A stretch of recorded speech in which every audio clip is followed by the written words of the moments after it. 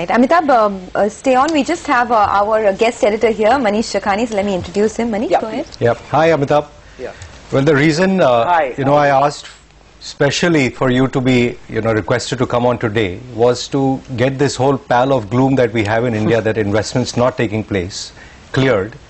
And for viewers who don't know, Amitabh is the man behind the Incredible India campaign.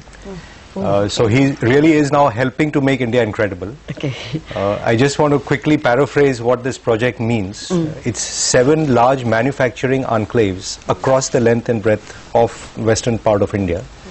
You will create, skill zones to get skill training and vocational training in. You'll create plug-and-play industrial townships. So clearly, like he's saying, it's not going to happen in a year or two. But a lot of the answers to regulatory clearances, getting project delays, all that gets solved because government's in the act now. And they will create SPVs at various levels to get these kick-started. Like Amitabh said, it's $100 billion investment. They've got funding from multilateral agencies, from Japan, from IDFC, IIFC. Everyone is a player in here. And therefore, this gloom that there is no investment potential in India and investment won't happen. I think, Amitabh, I'm doing part of your job on today.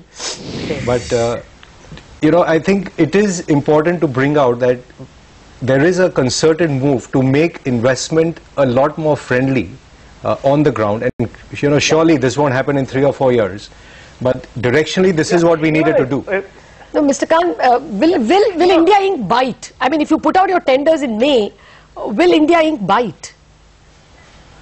No, I think the important thing is that when you do new cities, it's very important that you create the backbone of the city. The drainage, the sewage, the solid waste, the ICT network on the back of it. And that's the kind of detailed engineering that we've done so that India really makes a quantum jump in the quality of engineering.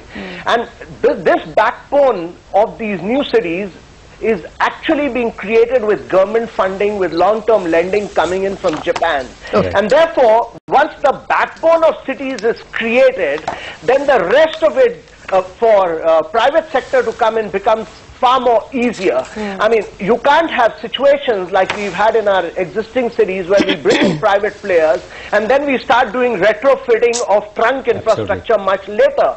So my view is that once the backbone of these cities has been created, and many of these contracts in the initial phases will be EPC contracts, and we have to our mind, this would enable the private sector to come into the subsequent phases much quicker, much faster, because all approvals would have been in place.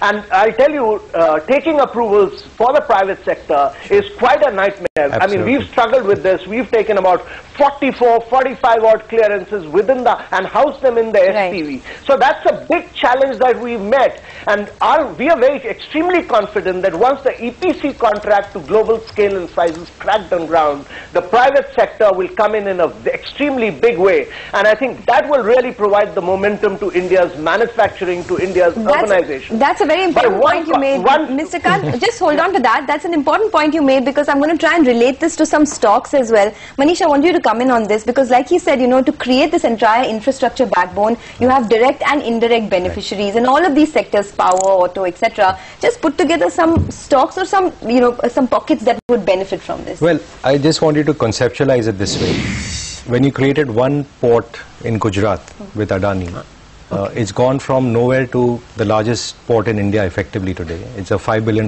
market cap in these depressed times. What they're doing is creating 7 manufacturing enclaves across India. So it's much beyond the port. You'll get the power and the water and the roads and everything built up ready so you can go in and plug and play. So the size scale of this is effectively creating pudongs and all which you have in China. It also solves things which we don't have on the export side. You don't have scale in India because you don't have these zones which allow manufacturing excellence. Because today our SEZs are all 50 square miles, like he was rightly saying, suiting a developer or a particular industrial house or a particular party and so on. So if this is indeed implemented, this changes the landscape of manufacturing in India.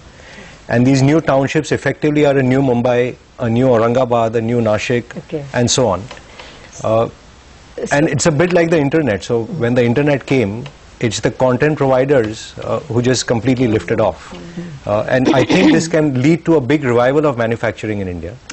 Where manufacturing is 15% of GDP. Okay. Our exports are some... and that's the most depressed sector. And exports are what, 7-8% net, of GDP today. So we clearly need that to lift off. Mr. Kant, out of time, but I believe you want to come with the last comment.